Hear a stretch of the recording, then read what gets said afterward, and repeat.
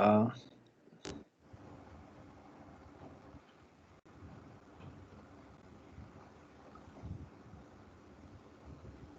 ¿están viendo o no? No, ¿verdad? Sí, sí se ve. Sí se ve. Ok. Bueno. Sí, doctor. Bueno, ok. Entonces vamos a iniciar hablando de las valvulopatías, haciendo énfasis en las más frecuentes. Comenzamos hablando de la estenosis valvular aórtica. Esta es, perdón, es una patología muy frecuente. Se presenta la gran mayoría en personas de edad. Hablando más que todo de la más frecuente, que es la que aparece, la degenerativa y la congénita bicúspide. Y tiene, digamos, tres etiologías. La degenerativa, pues que es adquirida, y la congénita, que la más frecuente es la... Hay un micrófono abierto. Es la cierren el micrófono. La bicúspide, o sea, la aorta bicúspide. El paciente nace con esta patología y con el tiempo ella se va, digamos, estrechando y va a llevar entonces a estenosis aórtica. También puede la bicúspide ser causa de insuficiencia aórtica. Y la última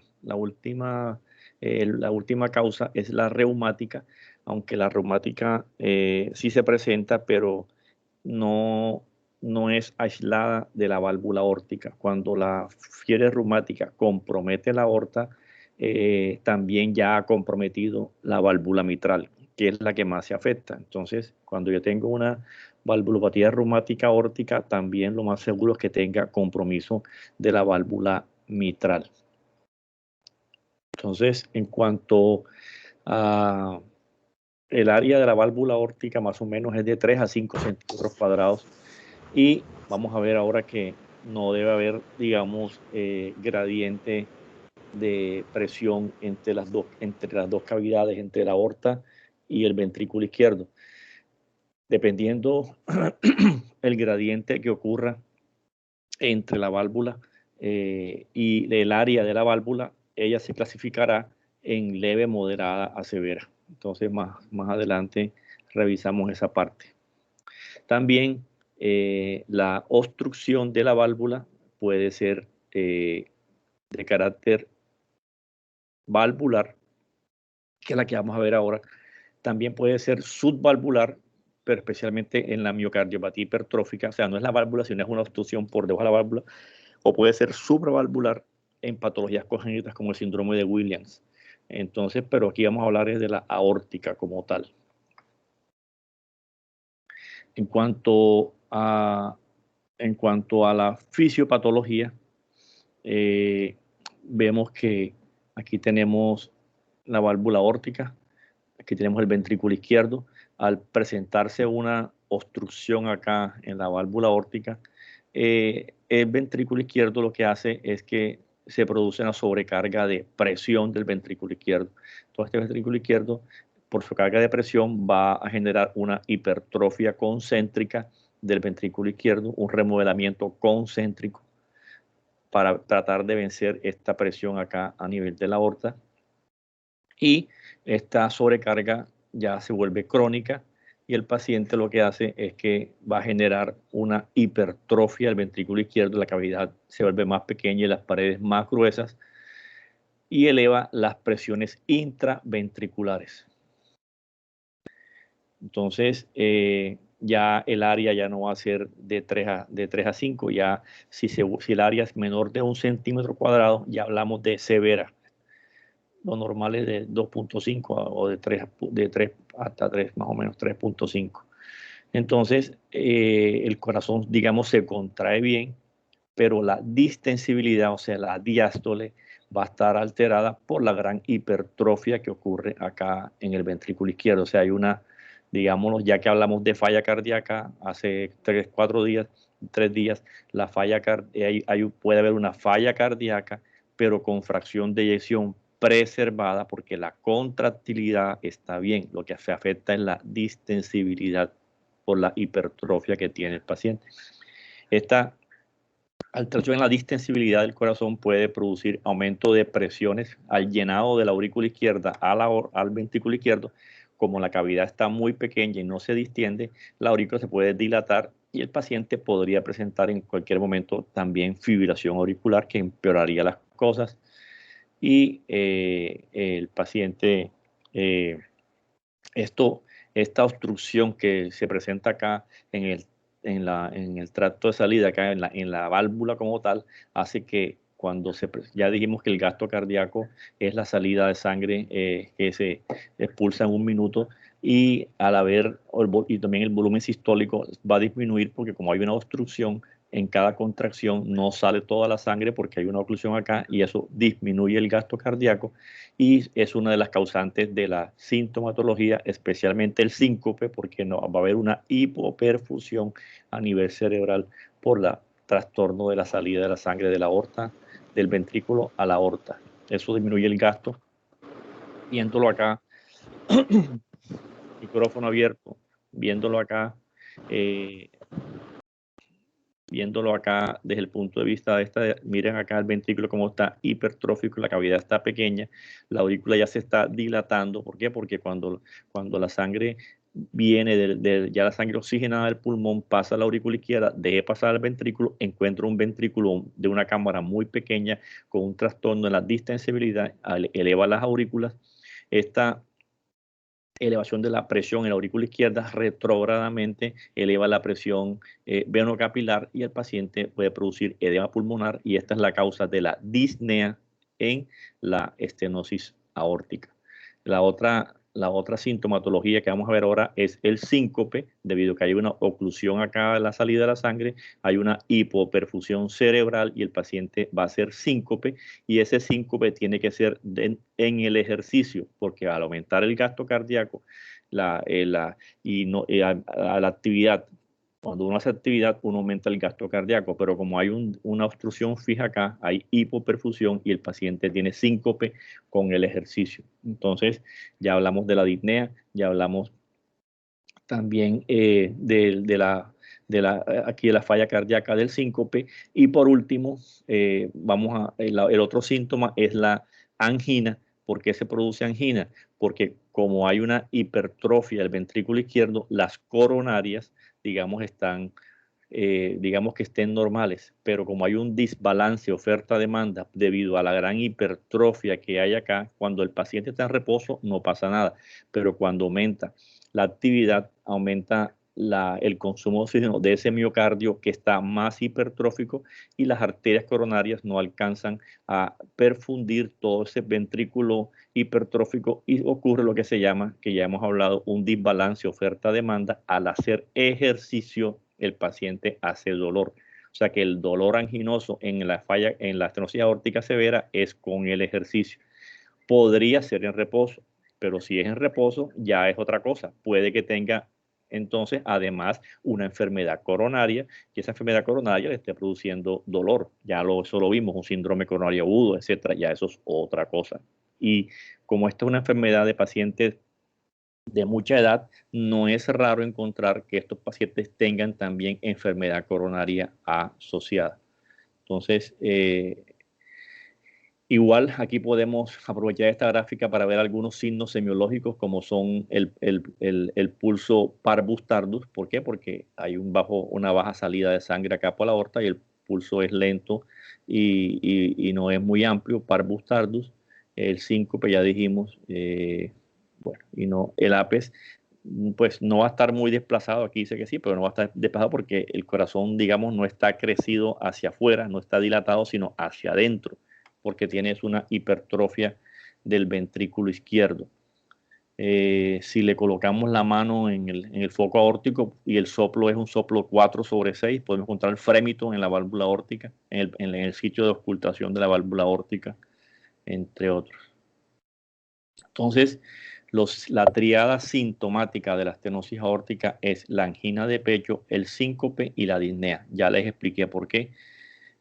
Miren que esta paciente ya hace disnea proística nocturna, ortonea, por la congestión que les comenté ahora, por la sobrecarga de presión del ventrículo izquierdo. Entonces aquí tenemos los tres síntomas que cuando el paciente los presenta ya la cosa se pone ya delicada, porque como vamos a ver ahora el paciente ya se vuelve quirúrgico. Aquí tenemos una pieza anatómica, miren el ventrículo izquierdo con una gran hipertrofia, casi no tiene cavidad, miren la aurícula izquierda dilatada, la válvula aórtica aquí calcificada. Entonces al haber una sobrecarga, una dificultad para salir acá, hay una hipertrofia concéntrica del ventrículo izquierdo y dilatación de la aorta. Al examen físico puede haber inclusión yugular cuando hay cuando hay compromiso derecho tardío, parvus tardus, puede haber una onda A acentuada por contracción auricular vigorosa y el frémito que les dije más que todo. En cuanto a la auscultación, esto ya ustedes lo tienen que conocer, ya ustedes ya vieron ya la parte semiológica. El soplo es un soplo mesosistólico. Aquí tenemos el primer ruido, el cierre de la mitral, de la tricúspide, de la aorta y de la aorta y la pulmonar. Es un soplo mesosistólico, que quiere decir en la mitad de la sístole, creciendo, decreciendo, o en forma de rombo, en forma de diamante, y se oculta en el foco aórtico y se irradia a cuello.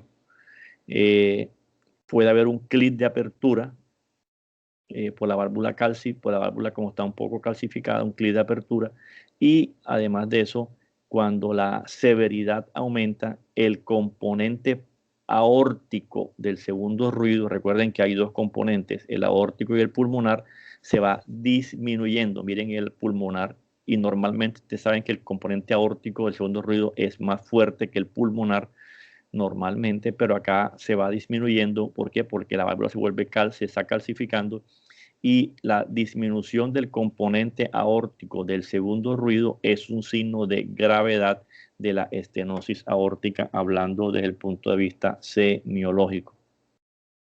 Entonces, la evolución de la enfermedad, el paciente tiene su soplo, pasan muchos años, pues nadie les para bola. Entonces podemos decir que esto puede ser una falla cardíaca estadio A, en donde el paciente le encuentra, bueno, estadio A no, ya es un estadio B, porque ya tiene daño estructural cardíaco, ya tiene un soplo, nadie de parabola, empieza a tener síntomas el paciente de la triada, de falla, de síncope y de angina. Si usted no le parabola, no lo interviene, no lo lleva a cirugía, miren la sobrevida cómo cae enseguida y el paciente puede fallecer. Entonces, cuando tengan un soplo, tienen que primero diagnosticar qué tipo de soplo es, ver cuál es el manejo de esta valvulopatía y ver si cuándo es el tiempo, si lo necesita, de una intervención ya sea percutánea o sea quirúrgica. ¿Por qué? Porque aumenta la mortalidad y también puede llevar a falla. Entonces aquí la gente a veces no le para bola a los soplos, no los diferencia si son funcionales, si son patológicos, y el paciente se va avanzando y pasan los años, le mandan 20 ecos, le repiten los ecos y nunca dicen, hombre, hay que operarlo en este punto. Ya sabemos que la valvulopatía aórtica tipo estenosis severa se debe intervenir cuando ya canta los síntomas, bien sea la angina, la falla o el síncope. Dependiendo el síntoma que aparezca, unos van a ser más graves que otros. Por ejemplo, si yo tengo falla cardíaca y tengo una estenosis aórtica severa, si no lo opero, la mortalidad es del 50% a 2 años. Si el paciente tiene síncope, la mortalidad es 50% a 3 años. Y si el paciente tiene falla cardíaca, angina, perdón, la mortalidad es 50% a 5 años. Entonces miren que esto hay que saberlo, por lo menos remitir al paciente cuando tenga una estenosis aórtica, y más aún cuando ya sea sintomática, porque hay que intervenir. Normalmente, desde el punto de vista fisiológico, bueno, aquí tenemos la válvula ya afectada, las cámaras cardíacas tienen sus presiones. Recuerden que la presión de la aorta normalmente es la que usted toma con el tensiómetro. Si, por ejemplo, 120/80. Y la presión sistólica del ventrículo izquierdo es igual a la presión sistólica de la aorta. En este ejemplo, 120 y 120. La presión diastólica del ventrículo izquierdo es la presión de fin de diástole del ventrículo izquierdo. Eso ya lo vimos cuando hablamos de falla cardíaca. Normalmente puede ser de 8 a 10 milímetros de mercurio.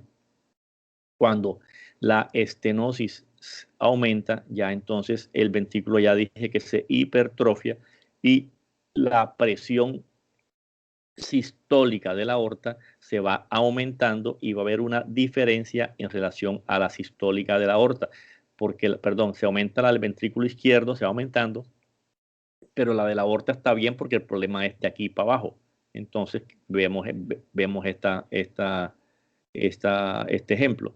Entonces la presión sistólica de la aorta está normal, pero mira la del ventrículo cómo pasó, un ejemplo, a 220 sobre 18. Esto ya va aumentando porque aumenta la presión de fin de diástole. Recuerden que hay aumento en la presión retrógrada acá y esto aumenta la presión de fin de diástole y hay signos de falla cardíaca. Entonces aquí tenemos 220 y aquí tenemos 120. 220 menos 120, el gradiente de presión a través de la válvula es de 100. Entonces ya esto es grave, ya es para cirugía. Entonces los pacientes deben ir llevando esa cirugía cuando se encuentran esos gradientes altos intraventriculares. Como es una sobrecarga de presión del ventrículo izquierdo, en el electrocardiograma encontramos este electro está mal calibrado, no es el ejemplo claro, pero hay una hipertrofia del ventrículo izquierdo con Sokolov positivo. Las ondas S en B1 y las R en B5, B6 deben ser mayor de 35 milímetros y a nivel del ST hay un infradesnivel del ST. No puede, no todo infra, nosotros hablamos ya de la lesión endocárdica, no todo infra es lesión endocárdica, acá es sobrecarga de presión del ventrículo izquierdo, son unas ondas T asimétricas, la de la enfermedad coronaria son más que todo simétricas, y esta aparece más que todo en D1BL y de B4 o B4 a B6.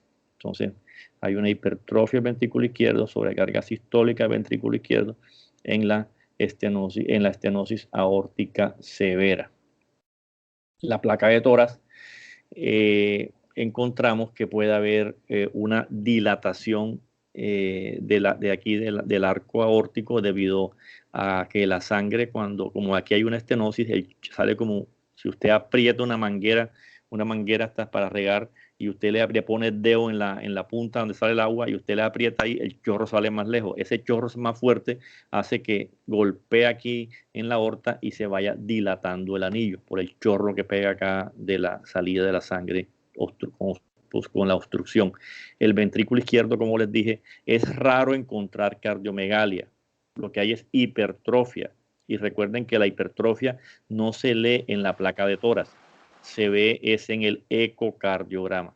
Entonces, puede haber cardiomegalia ya a lo último, pero inicialmente el corazón puede ser de tamaño normal porque el problema es de aquí para adentro, no de aquí para afuera.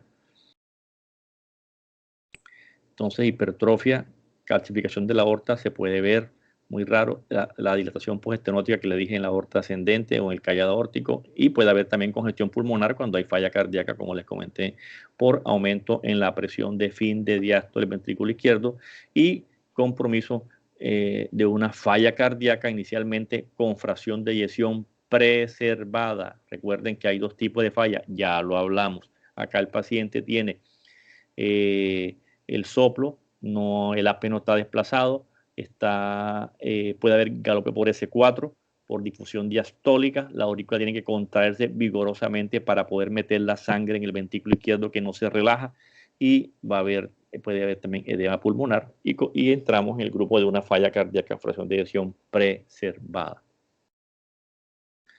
En cuanto al eco, ahí vemos entonces, pues confirmamos la parte semiológica, la parte clínica, y encontramos la hipertrofia del ventrículo izquierdo, la válvula calcificada, medimos los gradientes, encontramos la aurícula izquierda dilatada también, y la contractilidad. ¿Cuándo es severo? cuando el área valvular es menor de 1 centímetros cuadrados, y medimos los gradientes, como les dije, la diferencia de presiones entre la aorta y el ventrículo izquierdo, y si el gradiente medio está de 40 milímetros de mercurio, ya hablamos de una estenosis severa. Si está menor de 25, leve, y si está de 26 a 39, es moderada. Entonces, ya ecocardiográficamente ya uno decide cuándo el paciente lo lleva a cirugía. El cateterismo también puede medir las presiones. ¿Cuándo lo lleva a cirugía? Cuando está sintomático, cuando tiene estenosis y tiene severidad, válvula menor de 1, gradiente medio mayor de 40, y el paciente debe ir, entonces, y está asintomático, el paciente debe ir a cirugía. Hay dos tipos de intervenciones: el manejo quirúrgico, que es el cambio de la válvula, y hay uno que vamos a ver aquí muy rápidamente, que es la TAVI, que es algo moderno, que se llama el reemplazo transvalvular aórtico con catéter. Acá nosotros podemos, ahora le explicamos eso. Antes de eso, entonces, ¿cuál es el manejo médico mientras lo voy operando? Recuerden que acá lo que se puede dar es beta bloqueadores.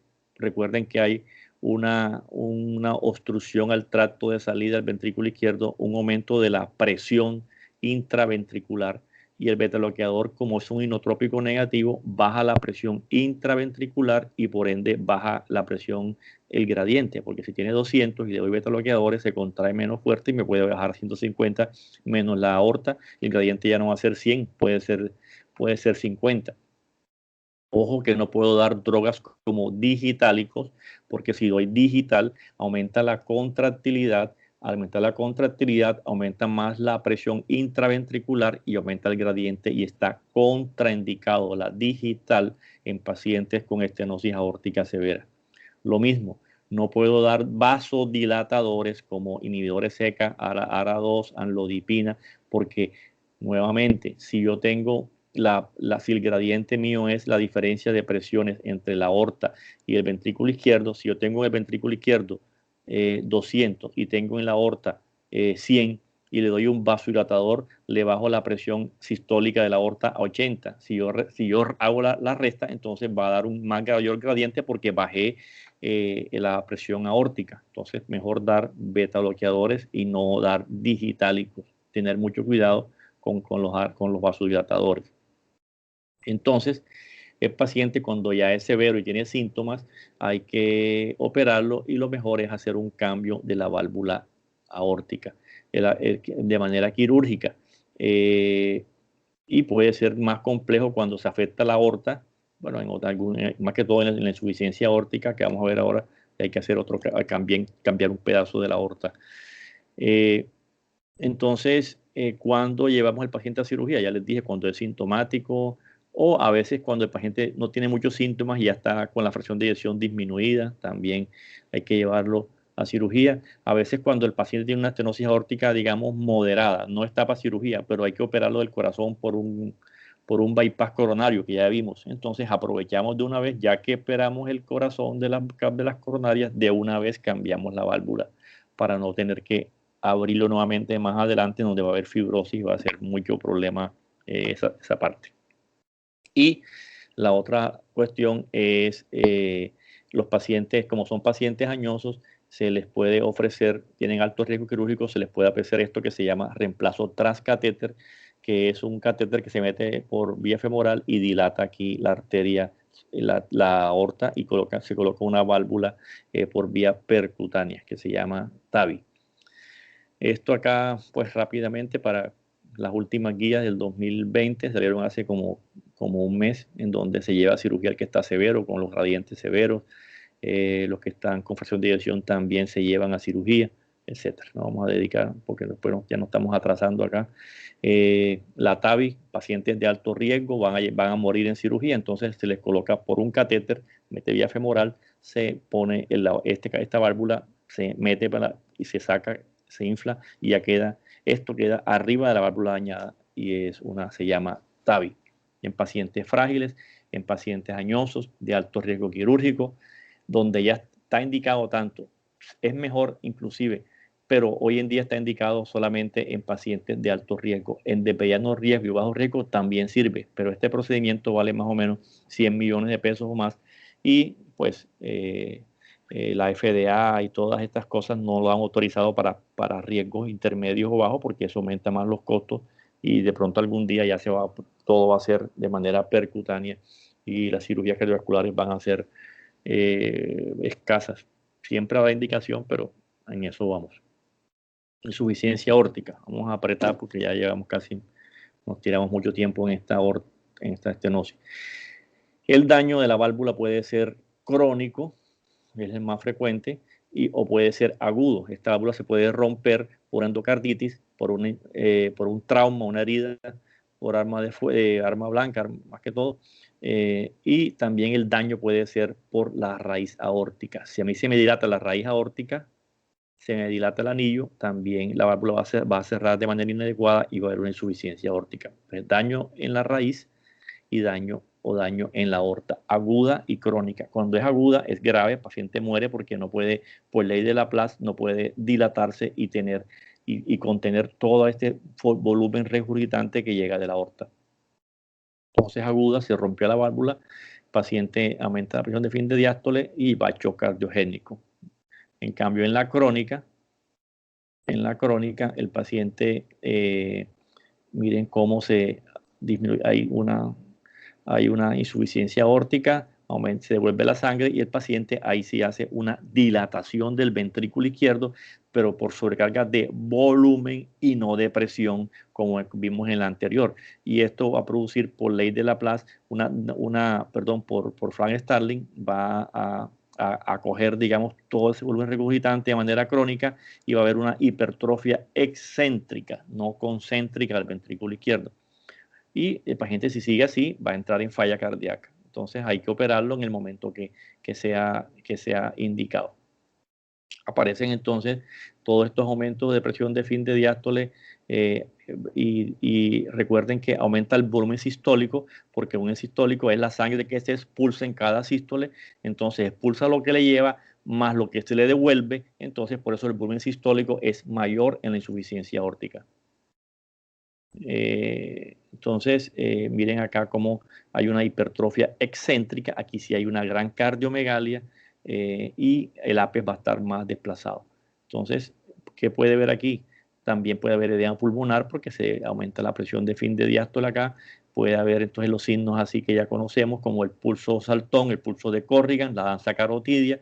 Recuerden que como el volumen sistólico está aumentado, aumenta la presión sistólica y como la sangre se devuelve en la diástole, disminuye la diastólica. Entonces son sistólicas muy altas, diastólicas muy bajas. Esto ya, ustedes deben ser expertos en esto, porque ya vieron la semiología y toda la cardiología, la semiología cardiovascular de las valvulopatías, el pulso saltón y varios signos que vamos a ver rápidamente aquí en esta.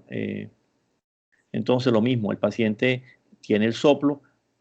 Puede que el paciente haya nacido con una aorta bivalva, tiene el soplo, nadie le parabola, el paciente ya empieza a tener síntomas de falla cardíaca, disnea clase 3, 4. Este paciente en este punto, cuando ya es sintomático con falla, hay que operarlo porque si no se opera, muere y si se opera, cambia mejora la sobrevida. Entonces, este es el punto donde hay que tratar de operar al paciente cuando ya empieza a tener sintomatología. Semiología, aquí tenemos un soplo protodiastólico que ocurre en la insuficiencia aórtica en foco aórtico.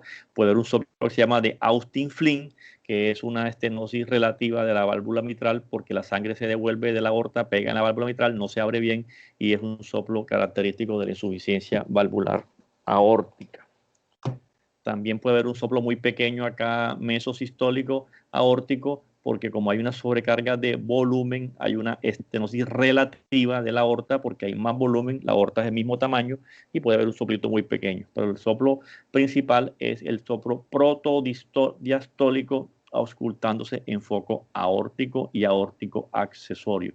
Y estos signos, que ya ustedes los conocen rápidamente, Becker, pulsación de la retina, Müller, pulsación de la úvula, el Muset, movimiento de la cabeza volcada, contracción, Corrigan, el pulso saltón, Traube, el pistoletazo femoral, Durosier, colocan el fonendo en la femoral y le colocan el dedo proximal, o sea, hacia el cuerpo, hacia adentro de la femoral, y encuentran un soplo sistólico. Si colocan los dedos después del fonendo hacia los pies, encuentran un soplo diastólico. Quinque, pulsaciones capilares en el lecho unguial, la danza carotidia, el aumento en la presión diferencial, aumento de la sistólica por aumento del volumen sistólico, disminución en la diastólica por la regurgitación y aumento diferencial, ya les dije, de la presión arterial. En el electro ya no vamos a encontrar encontramos hipertrofia, pero sobrecarga de volumen. Miren que la sobrecarga de volumen no es una onda T negativa simétrica en B5, B6 de 1 y BL. Aquí es unas ondas T picudas que se encuentran en B5, B6 con un desnivel de concavidad superior. O sea, hay un poquitico de supradesnivel acá. Esto es sobrecarga de volumen del ventrículo izquierdo dado por una insuficiencia aórtica. Miren el corazón, a diferencia de la estenosis, es un corazón más grande. Le dicen corazón de buey, corazón grande por la sobrecarga de volumen que tiene el ventrículo izquierdo. La insuficiencia aórtica en el eco. Nuevamente, sobrecargas de volumen del ventrículo izquierdo se ve más que todo en B4, B5, B6. El manejo de esta patología es tratar, ya no vamos a dar beta bloqueadores porque estarían contraindicados porque aumenta más la diástole por la bradiarritmia y hay más volumen regurgitante. Acá lo que vamos a dar es vasodilatadores, inhibidores ECA, ARA2. ¿Por qué? Porque si damos inhibidores ECA o ARA2, el paciente, digamos, dilata. Baja la presión sistólica y cuando la sangre sale por acá, como ya no hay vasoconstricción de la aorta porque bajó la presión, sale con más facilidad y se sale para todo el organismo. Pero si yo aprieto aquí la válvula, la sangre entra aquí, no puede salir y vuelve y se devuelve. O sea que la hipertensión aumenta más el volumen regurgitante. Por eso le damos entonces ECA, ARA2, digitálicos y diuréticos cuando están en falla ya.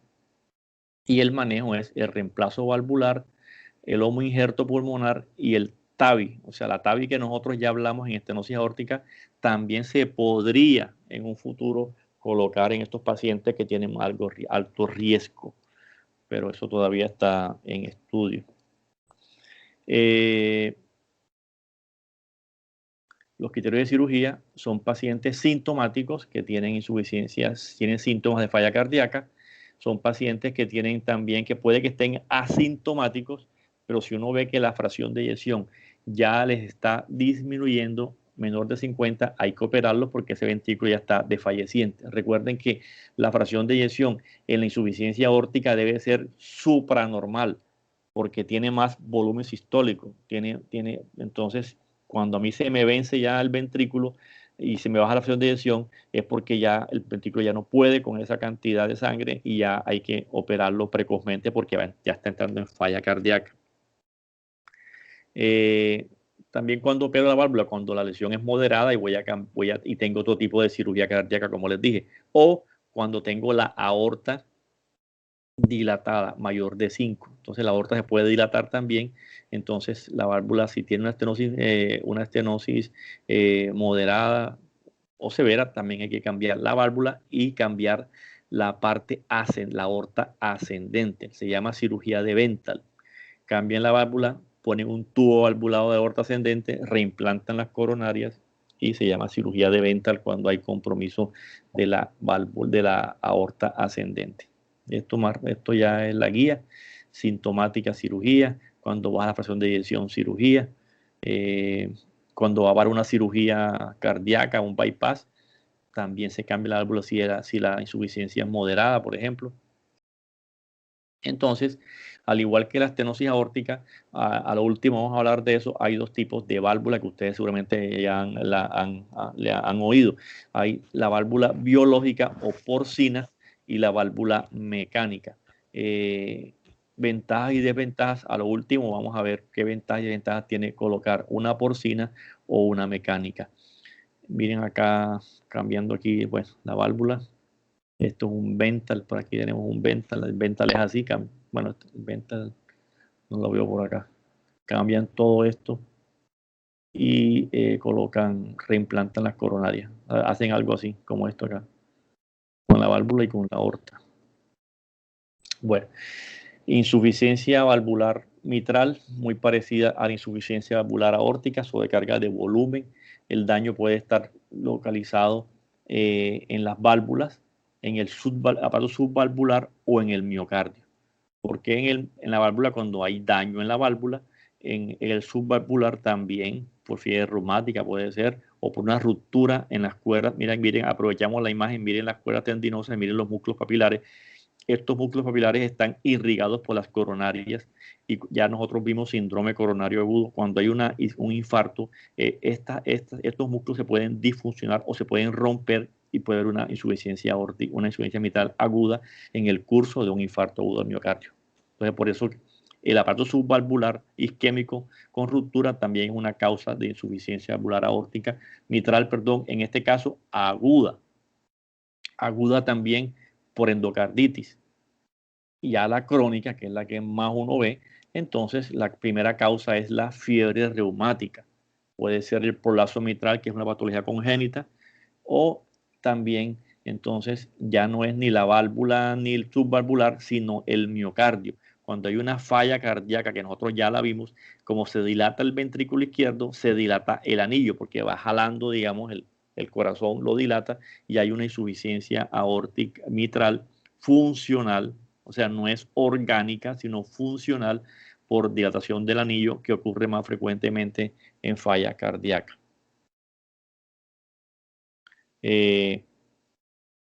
Entonces, miren acá la válvula mitral. Bueno, ya hablamos esto. Las causas agudas, infarto, endocarditis, traumatismo. Y las crónicas, las más frecuentes son la enfermedad reumática, el prolapso mitral, entre otras. Entonces, la fisiopatología igual, miren la válvula, hay insuficiencia. Entonces, la sangre entra de la aurícula izquierda al ventrículo, en la contracción vuelve y se devuelve y aumenta, más la que le llega del otro latido, más la que se le devolvió, vuelve y entra, y eso va produciendo entonces una dilatación del ventrículo izquierdo, de la aurícula izquierda, y una sobrecarga también de volumen del ventrículo izquierdo. Puede ser aguda, el paciente va a llevar a la muerte si no se opera rápidamente, porque el ventrículo no puede contener toda esa sangre que se le devuelve. En cambio, cuando es crónico, el paciente sí lo puede tolerar por ley de Frank Starling. El paciente entonces, cuando es crónica, se va devolviendo y el corazón entonces se va dilatando, y el paciente cuando se hace sintomático debe ir a cirugía. Entonces miren acá todos los síntomas. El paciente hace una falla cardíaca ya a lo último y aumenta la presión aquí, dilata las aurículas, aumenta la presión venocapilar, va a edema pulmonar el paciente y encontramos los signos de falla cardíaca si no lo operamos. Entonces acá tenemos la representación. Nos vamos acá a la válvula mitral. Miren la insuficiencia, la sangre entra, se contrae nuevamente, se devuelve, más la que le llega, más la que le está llegando de las venas pulmonares. La aurícula se va dilatando y el ventrículo también se va dilatando por una hipertrofia, igual que la insuficiencia aórtica excéntrica, no concéntrica. Y debido a que ya la sangre entra, se devuelve, ya la aurícula está muy dilatada, la presión se va retrógradamente aumentando, la presión de fin de diástole del ventrículo izquierdo, llega al alveolo y produce falla cardíaca. Aquí tenemos los síntomas de falla cardíaca. Sigue la presión y pasa al lecho arterial pulmonar, y el paciente aumenta la presión arterial pulmonar, puede vencer aquí, dilata el anillo pulmonar y hay una insuficiencia valvular pulmonar que se conoce, hay un soplo aquí de insuficiencia pulmonar que se conoce como el soplo de Frank Starling. perdón, el soplo de Graham Still, y el paciente se puede ir dilatando, hay hepatomegalia y hay falla cardíaca derecha. Pero acá no se ve tanto eso como lo vamos a ver ahora en la estenosis mitral. Entonces, la estenosis mitral da más esta tricuspidización y esta falla cardíaca global. Entonces, miren acá cómo se produce toda la fisiopatología. Igual que la insuficiencia aórtica, el paciente tiene los síntomas, no le paran bola y empieza a tener falla cardíaca. El paciente ya debe ir a cirugía. Si no se opera, se muere. Si se opera, cambia el curso de la enfermedad. Entonces, los síntomas son los signos de falla, la disnea, la tonea, disnea paroxística nocturna. Puede haber, como hay dilatación del anillo de la aurícula izquierda, ahí puede haber fibrilación auricular, formación de trombos y cardioembolia en los pacientes. Todas estas valvulopatías necesitan un tiempo quirúrgico porque cuando ya el ventrículo ya se dilata y pierde la contractilidad, o sea, llega más o menos como al 25% de la frecuencia de la contractilidad, ya no hay que hacer nada porque usted no hace nada cambiando la válvula cuando ya el corazón no se puede contraer. Entonces, por eso hay que estar pendiente de esto. Hay frémito, puede haber frémito en el foco mitral cuando el soplo es 4/6. Edema pulmonar, ya les dije, pues está ingurgitado. Hepatomegalia cuando está tricuspidizado, cuando es grave la insuficiencia mitral. ¿Qué más? El pulso, el AP está desplazado.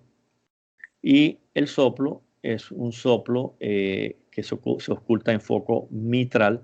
Puede ser un soplo pansistólico o puede ser un soplo holosistólico. Diferencia: en el pansistólico se borra el primer ruido, en holosistólico preserva el primer ruido y ocupa toda la sístole, se irradia la axila, y cuando hay hipertensión pulmonar aumenta el componente pulmonar del segundo ruido, que es el componente, el P2. El soplo, ya les dije, se irradia la axila. Normalmente se irradia la axila, pero también se puede irradiar a otra parte. Cuando la valva anterior es la que está afectada, el soplo va hacia la axila, y cuando la posterior está afectada, el soplo se irradia hacia los focos de la base. El electro, encontramos también crecimiento del ventrículo izquierdo. Puede haber sobrecarga de volumen también, que no es el ejemplo claro acá. Hay ondas P, unas ondas T picudas como en la insuficiencia aórtica, hipertrofia del ventrículo izquierdo. Puede haber fibrilación auricular, como les dije, en pacientes ya avanzados. Y en la radiografía de tórax, como se crece la aurícula izquierda, podemos encontrar lo que se llama la imagen de los 4 arcos. ¿Qué quiere decir? Que ustedes toman la placa y ven el primer arco es el arco, aórtico, el segundo es el arco pulmonar, el tercer arco es el crecimiento de la aurícula izquierda y el cuarto arco es el ventrículo izquierdo. Entonces tenemos 1, 2, 3, 4 arcos que se ven característicos en la insuficiencia valvular mitral. También se pueden ver en la estenosis mitral, pero sin tanto crecimiento del ventrículo izquierdo. Aquí tenemos una gran cardiomegalia. Miren, signos de falla cardíaca, hilios congestivos, redistribución de flujo hacia los ápices, líneas B de Kerlin, manguitos peribronquiales. Todo esto es congestión pariliar, signos de falla cardíaca. Miren la gran cardiomegalia que hay en el eco, la insuficiencia aórtica mitral, severa. Y también ecocardiológicamente hay una serie de clasificaciones dependiendo el volumen que se regurgita, el área de la válvula, etc. Acá el manejo es entonces igual con ECA o con ARA2. ¿Por qué? Porque nosotros lo que tenemos que hacer en la insuficiencia aórtica mitral, es tratar de dilatar la aorta, producir una vasodilatación de la aorta, bien sea con ECA, con ARA2, para que la sangre salga sin problema del ventrículo izquierdo hacia el organismo y trate de que no se devuelva tanto a la aurícula izquierda y retrógradamente tenga todos los síntomas. Si el paciente está hipertenso y la presión está muy aumentada, entonces la sangre va a estar, o sea, el volumen sistólico va a tratar de disminuir porque hay una resistencia aquí de presión en la postcarga y el paciente entonces la sangre lo que hace es que no puede salir de aquí y se devuelve por aquí y entonces da más sintomatología. Si yo dilato la aorta, la sangre sale con más facilidad y el volumen regurgitante va a ser menor. Si el paciente está en falla, está dilatado y tiene una aspiración auricular con respuesta rápida, puedo agregar digital, inclusive beta bloqueadores en estos casos. Ya vimos acá. ¿Qué tenemos acá? Bueno, ahora dos. Y a diferencia de las otras valvulopatías, la parte quirúrgica de la válvula mitral se presta para varios tratamientos. Uno es el cambio valvular y otro es que cuando la válvula no está todavía muy deteriorada, se puede hacer lo que se llama la plastia mitral. ¿Qué es la plastia mitral? Operan cirugía abierta y colocan, digamos, reparan la válvula y dejan la misma válvula. Eso es lo ideal porque el paciente no va a requerir, digamos, si es una válvula mecánica, no va a requerir anticoagulación. Pues no es lo mismo tener la válvula nativa de uno que una válvula artificial que va a tener que ser cambiada tarde o temprano a los 10, 15, 20 años.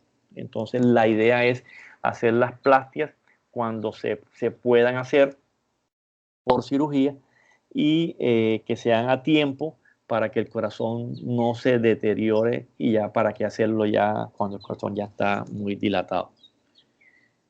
O la cirugía, en el caso de que esté muy avanzada y el cirujano diga que no puede repararla. La prótesis puede ser biológica, puede ser mecánica. La anticoagulación se da en estos pacientes cuando tienen fibrilación auricular asociada y tienen, eso lo vamos a ver cuando hablemos de fibrilación auricular en las prácticas y cuando tenga criterios de anticoagulación. Esto de la guía nueva se puede llevar a cirugía cuando está sintomática. Estadio D es que está muy sintomático, cuando está, pues que no está tan sintomática, pero ya está bajando la fracción de eyección. Estos pacientes se puede digamos, hacer una plastia para evitar que progresen. Miren que aquí ya están en amarillo, o sea, usted no es verde, el verde es evidencia 1A. Esto todavía no, esto podría hacerse algún día, ya se puede hacer. Hacer la terapia también transcatéter, que ahora les muestro una foto de lo que se puede, ya están tratando de hacer también recambios valvulares mitrales transcatéter. Yo les dije que hay dos tipos de insuficiencia mitral. La funcional, que es cuando se dilata el ventrículo izquierdo. Al dilatarse el ventrículo izquierdo, se dilata el anillo y la válvula se vuelve, digamos, insuficiente porque se dilata el anillo. Se le pueden colocar estos que se llaman los mitra clips, se colocan de manera endovascular. Hágase la idea que yo le pongo como unos clips acá a la válvula, en las puntas o acá, para tratar de cerrar un poco el orificio para que cuando ella cierre más hermética. Entonces estos mitra clips se usan cuando esto lo hace hemodinamia, no lo hace el cirujano cuando la válvula mitral está severa, pero es de características funcionales, no por un daño degenerativo de la válvula porfírica reumática. Él no tiene daño en el aparato subvalvular, sino es que está dilatado el anillo, dilatado el corazón. Entonces usted le pone unos MitraClip para tratar de disminuir la insuficiencia mitral en los pacientes. Esta es la que yo les comenté. Salió en el 2019, en donde ya en los Estados Unidos están tratando de colocar el cambio de la válvula tras catéter. Entonces meten la válvula acá, dilatan, colocan la prótesis tras catéter. Eso evitaría la cirugía, pues, en algunos pacientes. Bueno, el prolapso mitral. Esto es una patología que aparece más en mujeres, en donde hay un trastorno en el colágeno, la válvula, digamos, no cierra bien porque está prolapsada y ocurre una insuficiencia mitral, el cual cuando es grave tiene que ir a cirugía. semiológicamente, el soplo es un soplo más mesotelesistólico, no es holosistólico ni pansistólico, sino mesotele, y aumenta con la expiración profunda. Bueno, estenosis mitral. Causa frecuente, la más frecuente, fiebre reumática. Es la válvula que más se afecta con la fiebre reumática. Se puede llevar a falla cardíaca más frecuentemente, edema pulmonar. Y a la auscultación, ustedes saben que tiene 4 componentes, que es el reforzamiento del primer ruido, el segundo componente es el chasquido de apertura mitral, el tercer componente es el soplo mesotele-diastólico y el último componente es el reforzamiento presistólico. Recuerden que eso tienen que estudiárselo, repasarlo. En las rotaciones hay unas revisiones de unos quizzes que se suponen que ya ustedes ya lo estudian, donde se evalúa la semiología cardiovascular. Entonces, si hay hipertensión pulmonar, vamos a encontrar, ya cuando avanza la enfermedad, podemos encontrar reforzamiento del segundo ruido a expensas del P2, o sea, del foco pulmonar. Igual, cuando hay una estenosis aórtica, entonces mitral, la sangre no puede entrar al ventrículo izquierdo, se queda en la aurícula se dilata y retrógradamente aumenta la presión retrógrada y produce entonces falla cardíaca, porque miren cómo se devuelve la sangre hacia los pulmones, porque no puede pasar acá, y eso se puede tricuspidizar y llevar también a una falla cardíaca derecha. Miren que el ventrículo izquierdo en la estenosis mitral es normal, a diferencia del de la insuficiencia aórtica mitral, que se dilata. En la mitral se dilata porque se vuelve la sangre acá. En la estenosis mitral el ventrículo es normal porque el problema está, la obstrucción es de aquí hacia atrás, no aquí hacia adelante. Entonces es muy importante eso. Y uno la clasifica en leve, moderada, severa, dependiendo el área de la válvula y los gradientes. Entonces, rápidamente, el área de la válvula mitral es de 4 a 6, menor de 1 es severo, de 1 a 5 es moderado y menor de 1 a 5 a 2 o para adelante ya es leve. Entonces, miren nuevamente acá. Aquí tenemos la válvula obstruida. Miren cómo aumenta la presión intersticial a nivel venocapilar. Aquí están las venas pulmonares. Miren cómo aumenta la presión de la aurícula izquierda hacia atrás. Aumenta la presión en las venas pulmonares. Aumenta la presión, llega al alveolo y eso va a producir edema pulmonar. Traspasa el alveolo y aumenta la presión acá en la arteria pulmonar. Dilata el anillo pulmonar.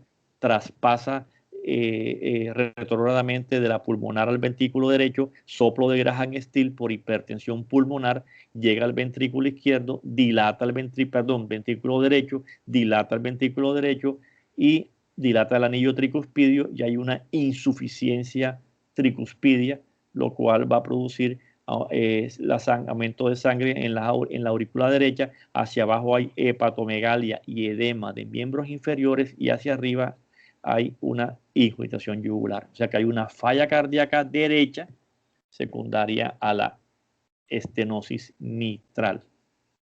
En el electro encontramos más que todo crecimiento de la aurícula izquierda, una aurícula izquierda que se llama P mitral, una aurícula izquierda que es bifásica en B1, que no se ve muy bien acá, y en cuanto al tiempo, digamos, a la anchura de la válvula de la onda P, va a medir va a ser bimodal y va a medir más de 120, va a haber 3 cuadritos, más o menos 120 milisegundos. Aquí tenemos la estenosis mitral, miren que produce una gran dilatación de la aurícula izquierda, puede formar trombos en su interior y tiene que estar anticoagulado. Esto lo vamos a hablar en las clases de rotación. Recuerden que la anticoagulación en estos casos debe ser con warfarina, no con los anticoagulantes directos, sino con warfarina.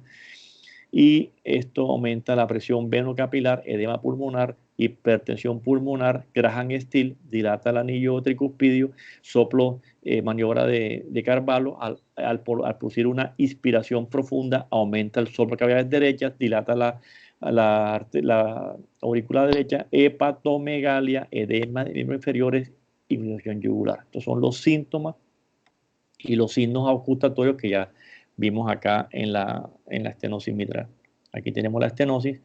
Miren cómo el ventrículo izquierdo está normal, porque el problema es hacia atrás y aumenta la presión venocapilar de manera importante, llevando entonces aumento en la presión de fin de diástole del ventrículo izquierdo y los síntomas de disnea, hipertensión pulmonar, edema pulmonar, tricuspidización. Miren, acá ya se tricuspidizó y se devuelve acá soplo de Graham-Still, pasa acá allá a la aurícula, sueña tricuspidia y empieza a tener acá toda la sintomatología de irradiación, hepatomegalia, acá abajo edema visceral, edema de miembros inferiores. Y recuerden, la aspiración auricular por dilatación de la aurícula izquierda es muy frecuente y que la warfarina es el anticoagulante de elección en estos pacientes. Los síntomas: disnea, hemoptisis porque hay una hipertensión pulmonar, palpitaciones, embolismo cuando hay FA. Vemos que está ingurgitado. Miren que hay ascitis, hepatomegalia. El APE va a estar normal porque recuerden que el ventrículo no se afecta. Onda A aumentada de pulso. ¿Por qué? Porque hay una contracción vigorosa de la aurícula derecha. Onda B, la onda B positiva, importante porque esta onda B se presenta cuando hay insuficiencia tricuspidia importante, edema de miembros inferiores, o sea, signos de falla cardíaca. O sea, hay signos de falla cardíaca izquierda y signos de falla cardíaca derecha. La izquierda es todos los síntomas de la aurícula hacia atrás y la derecha por la tricuspidización. Vemos que ahí está ingurgitado. Hay hepatomegalia, puede haber ascitis, edema de miembros inferiores y hay bajo gasto y el paciente puede tener las mejillas, dicen los semiólogos, un poco congestionadas, la fascia como de hipoperfusión, la nariz roja y las mejillas un poco congestionadas. Acá nuevamente repetimos, miren el trombo, miren todo cómo se tricuspidizó y miren la imagen del el gran crecimiento de la pulmonar, P pulmonar. Y en el electro podemos encontrar fibrilación auricular o si no, crecimiento de la aurícula izquierda, como les dije, y también encontramos crecimiento del ventrículo izquierdo, perdón, derecho. El ventrículo izquierdo está normal, les voy a mostrar por aquí de pronto, acá, miren cómo hay crecimiento del ventrículo izquierdo.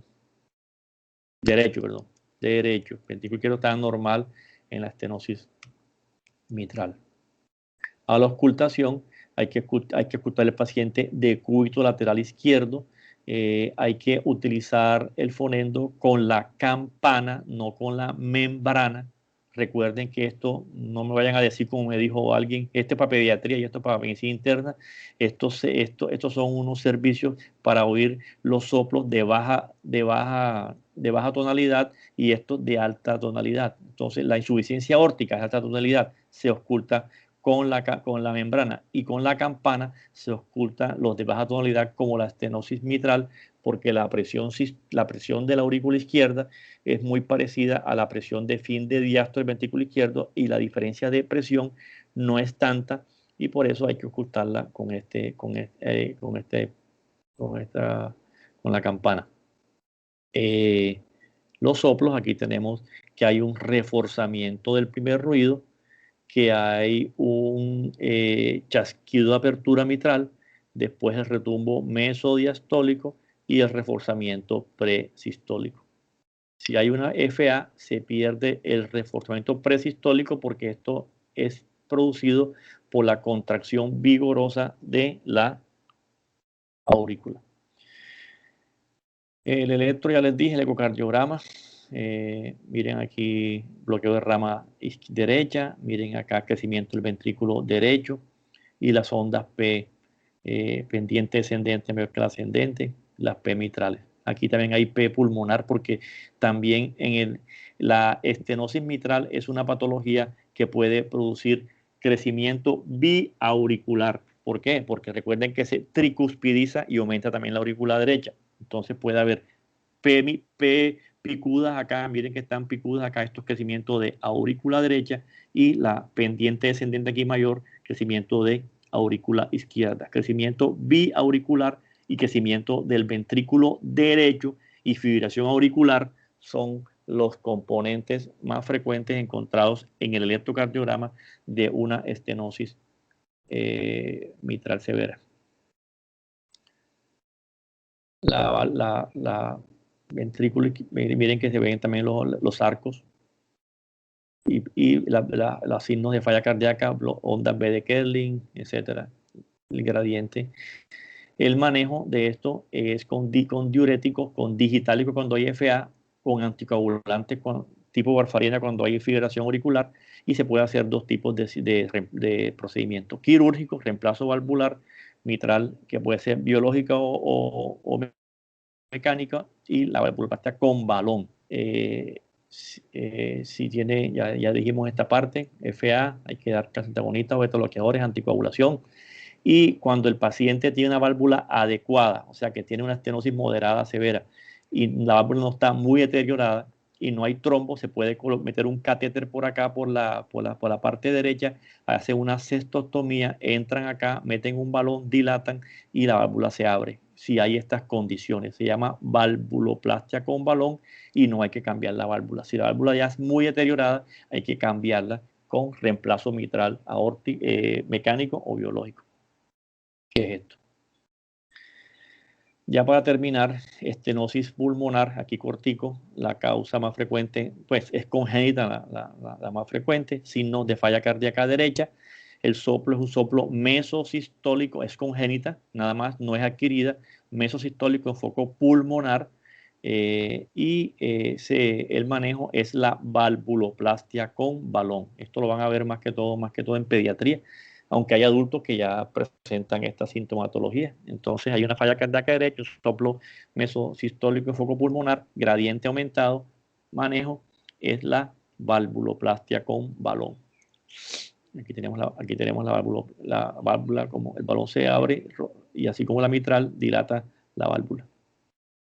Insuficiencia pulmonar, las causas más frecuentes no son la hipertensión pulmonar, la tricuspidación que les hablé de la válvula mitral, de la válvula insuficiencia mitral, insuficiencia aórtica, o es lo más frecuente, es secundaria casi siempre a estas patologías, como el famoso soplo de Graham-Still, que es el soplo diastólico por hipertensión pulmonar. La tricuspidia, insuficiencia tricuspidia también.